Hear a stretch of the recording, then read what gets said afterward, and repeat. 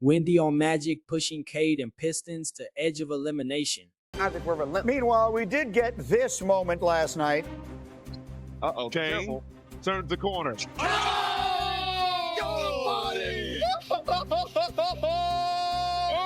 my goodness! Oh! Dunk of the playoffs, right? Oh, my Easy. God. I was on a plane. I was like, is this AI? This can't be real. Like, where did this even come from? Dunk of the playoff, Shams. Got to be the dunk of the playoffs. Ooh, maybe even more than that. So meanwhile, that was Detroit's big highlight. Now here's a battle of #1 picks. Paolo over Cade. Magic by 5. 6 minutes to go. Pistons down 4. Not going away. Tobias Harris. Turnaround. It's a 2-point game. Less than a minute later, we're tied at 85. Banchero in the paint. No good, but Kane is there. Yes, Kane all over the floor. Magic up by 2, and then looking for a dagger. Monica, as we see the Kane put back, where are we going to go? How about Desmond Bain? Absolutely. A little bit of a fortuitous bank, if you will, but he had earned it. He's been playing great ball in this series. Orlando wins. The #1 seed Pistons are on the brink.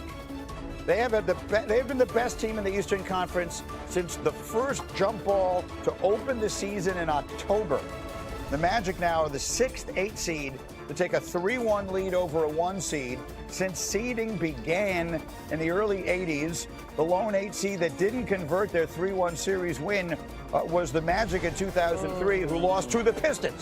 So we've actually seen this series between these two teams and the team that was down 3-1 come back to win. But this has a different feeling. So I want to go little picture and then big picture. Let's start little picture, Wendy, with this game itself. How do you explain how the Magic were able to do it again last night? Yeah, the Magic are playing with incredible passion and aggression at the defensive end of the court. This has really been a series about defense. The Magic were not as good defensively as all of us thought they would be during the regular season. Their defensive potential has been unveiled in this postseason. And Cade Cunningham has been running into a wall. There is no reason for the Magic to respect the outside shooting of the Pistons. They have packed the paint. Cade Cunningham keeps trying to force his way into it. He's got 24 turnovers in the past 3 games. And Jalen Duren, it was very unfortunate for Detroit fans, appropriate, that Duren was the one getting dunked on there by Jamal Cain, because after a breakout, spectacular, awesome regular season, Duren has gone away in this series, especially offensively. And that's the little picture. The big picture, Monica, I've watched 3 of the 4 games in this series. And I think if you took off the seeds, if you didn't know what the seeding was, you would not think it looked like an upset. It would look like the better team has been winning. How do we explain that? Greeny, to me, and I said this after game 1, this is the worst draw for the Detroit Pistons, because part of what made them so successful during the course of the regular season was their ability to out-physical you and their size in most matchups. The Magic are even, if not better, in that category. When I look at it, we all said, we love what the Pistons are doing. Cade Cunningham should be an MVP candidate. But who else when you get to playoff basketball? And that has come into full bloom as an issue. There is not another creator, let alone the fact that Cade Cunningham is struggling in this series. On the flip side of that, when you look at the Magic roster, you got guys that can go get a bucket for themselves and create for somebody else. When you talk about Wagner, Banchero, Bain, Suggs, and off their bench, you got Anthony Black, guys that can boogie and are pushing this Detroit defense. What do you think, Shams? This is why the Pistons at the deadline checked in on Trey Murphy and Lauri Markkanen, and it's now you look into the offseason just a little bit. Whether you win this series or don't win this series, how can you address that need for that secondary star, that secondary scorer? And Trajan Langdon, since he's came into the Detroit Pistons front office a couple of years ago, it's been a patient build. They've got all their assets. They've got tradable contracts. And so last season was this team's first run in the playoffs. Then this year you see what they can do. Now that they're the 1 seed, there's a lot of optimism the second half of the season. But clearly there's somewhat of a need, right, in that secondary. So I do expect them to be star hunting a little bit, or hunting for that type of player. So what, just very quickly, when I hear you say star hunting, I mean, that sets off bells in my head. What does star hunting mean? I mean, does that mean we should be expecting them to check in on Giannis? Well, you look at the profile of player, right? Lauri Markkanen, Trey Murphy, like those are guys in their 20s, in the prime of their career. Right. You want players that fit the mold of Cade Cunningham and Jalen Duren. That doesn't mean you're not opportunistic if you can get an older type veteran player. Yeah, but they got to be able to space the floor, so Giannis is probably not in. So probably not. So Winman, sort of finish this one up for me here. The Pistons, we were talking, you and I, before the show came on the air this morning, about teams that get losing 8 over 1. It's extraordinarily rare in basketball history. You had a lot of perspective on that and sort of what the Pistons are up against at this point. Yeah, I mean, look, we are on the verge of something we almost never see. If you look at 7-game series where the 8 has beaten the 1, it's happened. At this point in the discussion, the criticism toward Kevin Durant shifts from performance to leadership perception. And that's where the argument becomes sharper. The comparison with LeBron James isn't about talent, but visibility and presence, especially in moments when a team needs emotional direction. The takeaway here is that narrative matters as much as production. Being seen supporting your team can shape legacy just as strongly as scoring. Only a handful of times. The last 2 times it happened, the Heat over the Bucks, Giannis got hurt in Game 3, and then Bulls fans will remember the terrible ACL injury in Game 1 back in 2012 to Derrick Rose. So we haven't seen an 8 seed beat a 1 seed without an injury to a star player in basically well over a decade. So that's what's on the table. The one thing I'll say, Franz Wagner, who was finally playing some of his best basketball, suffered a calf injury last night in this game. He had 19 points in 24 minutes. Points are at a huge premium in this series. He's headed for an MRI today. If that is a key factor going forward in this series, and potentially even more with the Magic possibly advancing. So you'll have something on that later. I'll be monitoring your Twitter feed closely. And MRI's feels coming. critical. And MRI's coming. The Magic have a mid-afternoon flight, about 2-3 p.m. flight.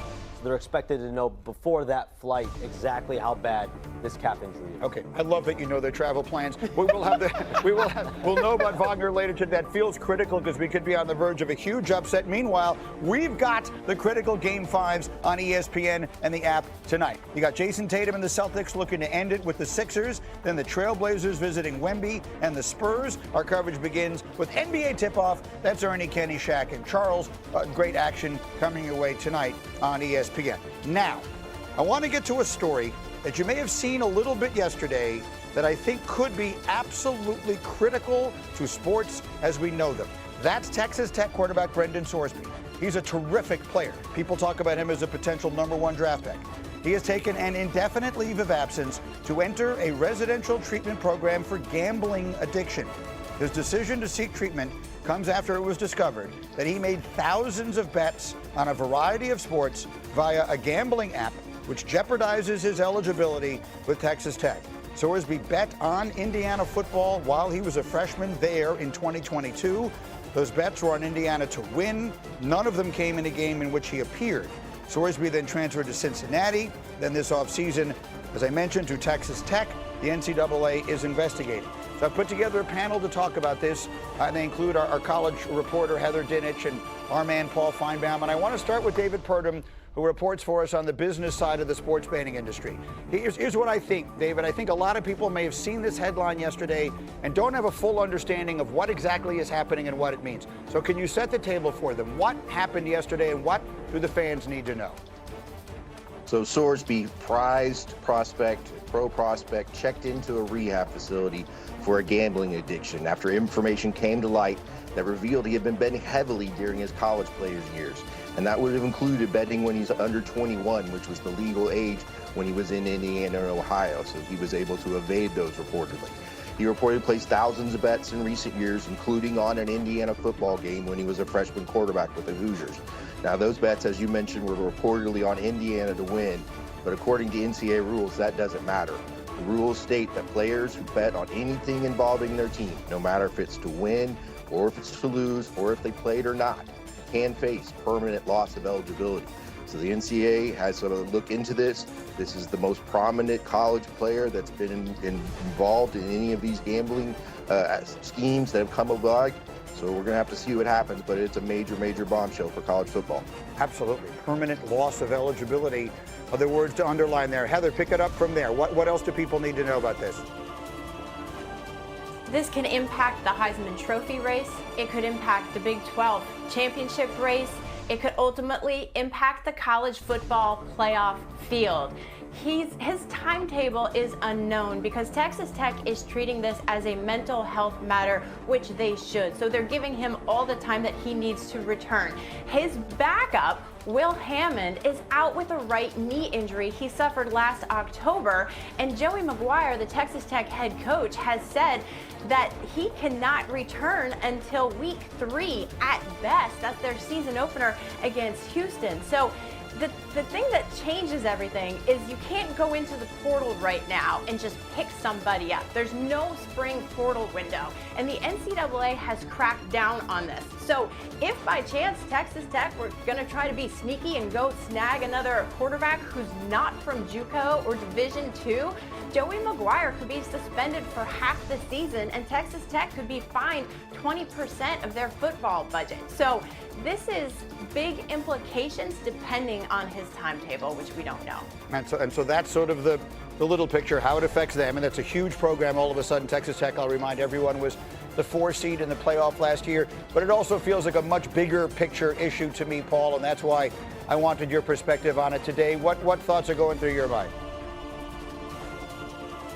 I believe this is the tip of an iceberg. This is a story that a lot of people have been waiting to happen. It was a couple of years ago, the head baseball coach at Alabama bet on games. He was fired immediately. The story went away. But this is such a big story. I called Danny Sheridan last night, the well-known sports handicapping expert. He told me 75% of male college students bet on sports, and more than 25%, according to his research, of athletes.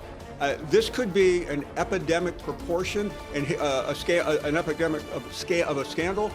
And here's the most interesting part. The NCAA has been asking for this. The overall discussion frames the Lakers-Rockets series as more about control than collapse. Despite a poor showing from LeBron James, the consensus is that his performance was an outlier, driven by fatigue and game context, not a sign of decline. The expectation remains that experience and home court advantage will stabilize the situation. On the Rockets side, the conversation leans heavily into internal uncertainty, particularly surrounding Kevin Durant. His absence and unclear connection with the team introduce a layer of doubt that goes beyond injuries, hinting at possible chemistry or communication issues that could affect both short-term results and long-term plans. A recurring theme is accountability, both individual and organizational. Analysts question roster construction, coaching direction, and whether the team's struggles stem from deeper structural problems rather than just injuries. This suggests that even a competitive showing may not be enough to quiet concerns about the franchise's trajectory. Ultimately, the narrative across all segments points to stability versus volatility. The Lakers are viewed as a team expected to correct course quickly, while the Rockets are portrayed as unpredictable, with unresolved dynamics that could lead to significant off-season changes regardless of how the series ends.